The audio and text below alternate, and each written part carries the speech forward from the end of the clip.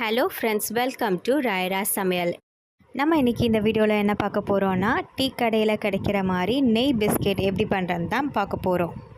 இங்கே பார்த்தீங்களா எவ்வளோ சூப்பராக நம்ம வீட்டிலே பிஸ்கெட் மேக் பண்ணிட்டோம் அப்படின்ட்டு. ஓவனே இல்லாமல் நான் அந்த பிஸ்கெட்டை செஞ்சுருக்கேன். நீங்களும் இதை கண்டிப்பாக மிஸ் பண்ணாமல் ட்ரை பண்ணி பாருங்கள். அதுக்கு ஃபஸ்ட்டு அரை கப் அளவுக்கு நான் நாட்டு சர்க்கரை எடுத்திருக்கேன்.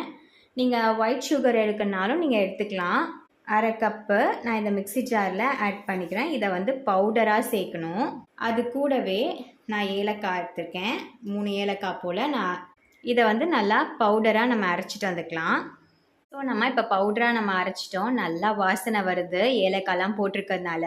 அவன் இல்லையே, அதனால் நம்ம பேக்கிங்லாம் பண்ண முடியாதுன்னு நினைக்காதீங்க பிகினர்ஸ்.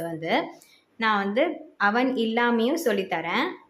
இப்போ நான் அரை கப் அளவுக்கு நான் கீ ஆட் பண்ணிக்கிறேன். இந்த பவுலில், மிக்சிங் பவுலில் கீயும் பட்டரும் சேர்ந்து மிக்ஸ் பண்ணிக்கலாம். இது நம்ம உருக்கி தான் ஆட் பண்ணணும்னு இல்லை, நம்ம அப்படியே கூட ஆட் பண்ணி நல்லா பீட் பண்ணிக்கணும். இந்த மாதிரி விஸ்க் வச்சு இதை நம்ம அப்படியே நல்லா மிக்ஸ் பண்ணி விடணும். நல்லா இந்த மாதிரி விஸ்கை வச்சு அடித்து விட்டிங்கன்னா அது சீக்கிரமாக அதை உருகி அதோட கன்சிஸ்டன்சி இந்த வாட்டரி கன்சிஸ்டன்சியில் வரணும். அப்போ தான் நமக்கு பிஸ்கெட் நல்லா வரும். நம்ம எவ்வளோத்துக்குள்ளே எவ்வளோ பீட் பண்ணுறோமோ அவ்வளோ சாஃப்டாக க்ரன்ச்சியாக வரும் பிஸ்கெட்டை. இப்போது நான் நல்லா பீட் பண்ணிட்டேன். உங்களுக்கு நல்லா தெரிஞ்சிருக்கோம் நான் எவ்வளோத்துக்குள்ளே பீட் பண்ணியிருக்கேன் அப்படின்ட்டு. இப்போ நம்ம நெக்ஸ்ட்டு ஐட்டம்ஸ் ஆட் பண்ணலாம். இப்போ நம்ம பவுடர் சுகர் தான் ஆட் பண்ண போகிறோம். இப்போ நம்ம இதை போட்டு லைட்டாக நம்ம மிக்ஸ் பண்ணி விட்டுக்கலாம்.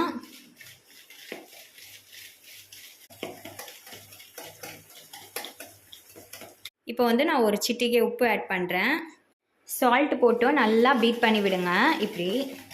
இப்போ நான் ஒரு கப் அளவுக்கு நான் கோதுமாவும் ப்ளஸ் மைதாவும் எடுத்திருக்கேன். அரை கப்பாக. ஹெல்த்தியாக வேணும் அப்படின்னா நீங்கள் ஃபுல்லாக கோதுமாவே நீங்கள் ஆட் பண்ணிக்கலாம். ஸோ நான் இப்போ இதில் ஆட் பண்ணுறேன். நீங்கள் ஜலிச்சு ஆட் பண்ணிக்கோங்க. நான் ஆல்ரெடி ஜலிச்சிட்டேன். இப்போது நல்லா மிக்ஸ் பண்ணி விடுங்க. இது ரொம்ப சப்பாத்தி மாவு மாதிரி பிசையக்கூடாது. ஸ்ட்ராங்காக வருதுடோ அப்படின்னா லைட்டாக பால் ஆட் பண்ணிக்கலாம். இங்கே பார்த்தீங்களா நமக்கு அப்போதே எப்படி இருந்தது, இப்போ எப்படி ஆயிருக்கு அப்படின்ட்டு. நல்லா இந்த மாதிரி பதத்துக்கு இருந்தால் தான் பிஸ்கெட்டுக்கு நல்லாயிருக்கும். இப்போ நம்ம சின்ன சின்ன பால்ஸாக இப்படி இவ்வளோ சைஸில் எடுத்தால் போதும். அதை நல்லா உருண்டை ஷேப்புக்கு நம்ம பால்ஸ் பண்ணிவிட்டு இப்படி பால்ஸாக பண்ணிகிட்டே இருந்தீங்க அப்படின்னா நல்லா பால்ஸாக உருண்டையாக வரும். இப்போ லைட்டாக இப்படி நம்ம பாம்பில் வச்சு இப்படி லைட்டாக டேப் பண்ணணும்.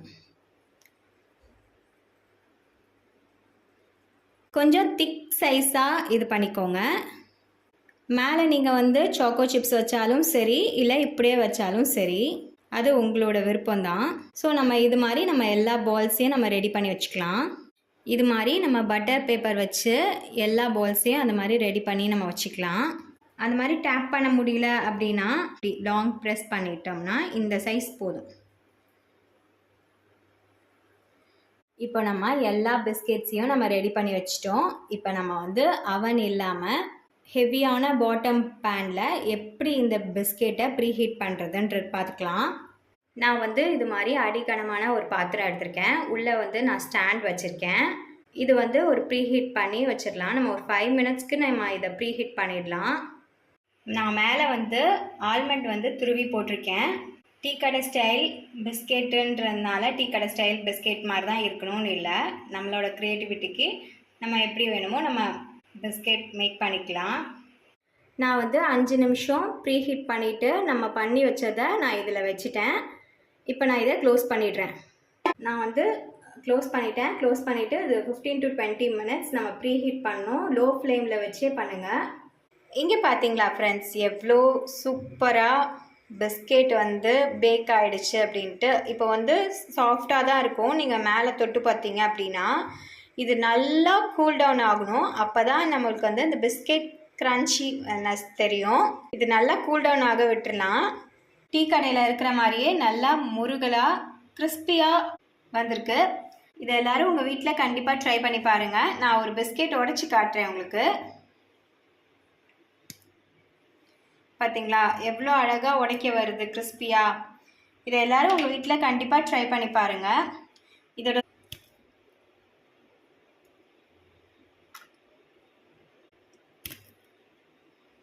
பார்த்தீங்களா எவ்வளோ அழகாக உடஞ்சிருச்சு அப்படின்ட்டு.